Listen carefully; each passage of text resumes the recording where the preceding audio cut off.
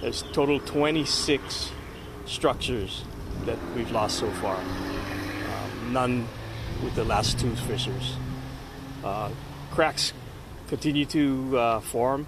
Highway 130's got some extensive cracks, although it's only like 4 inches thick or 4 inches wide. There's like several in one area, so something's going on under that road. Probably part of the deformation from the magma being under the rift. I think we were up ahead of it. 2 weeks prior to the first breakout, USGS, Hawaiian Volcanoes Observatory, they told us something was going on at Pu'o. So we were watching it, and once they told us something was happening at Pu'o, I think we had about 48 hours. We were ramped up. We were going 24-hour operations for a couple of days before it even broke out. So we were watching it, trying to get, we had the shelters all planned, evacuations planned, our messaging all planned.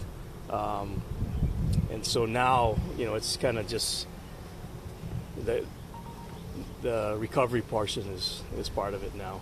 And we're through the initial response stage. Now it's kind of waiting for the volcano to stabilize, see if it's going to just stay put in one vent and just erupt, or hopefully go away, but who knows what's going to happen. We're real grateful for everybody that was, coming out and donating. I hear the Loa spirit is alive out there, so it's great to hear. The thing about it is,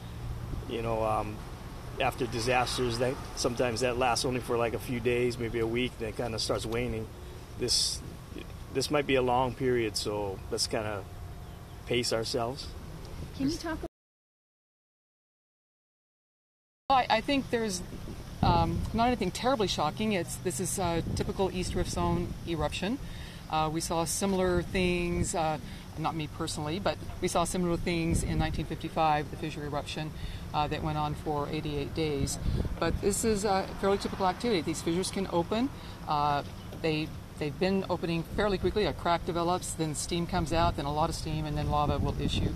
And so it's fairly typical fissure eruption activity.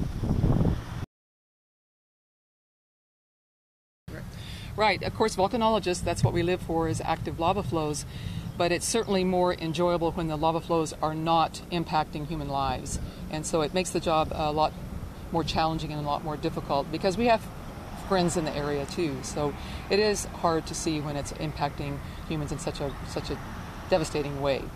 But on the science side, we're learning things, and so one of the things, for instance, we're collecting lava samples, samples of each fissure as they've erupted, and so those samples have now been analyzed, and so we're beginning to understand more about what's going on below the ground, about what's coming out, where it's been, and what might come next.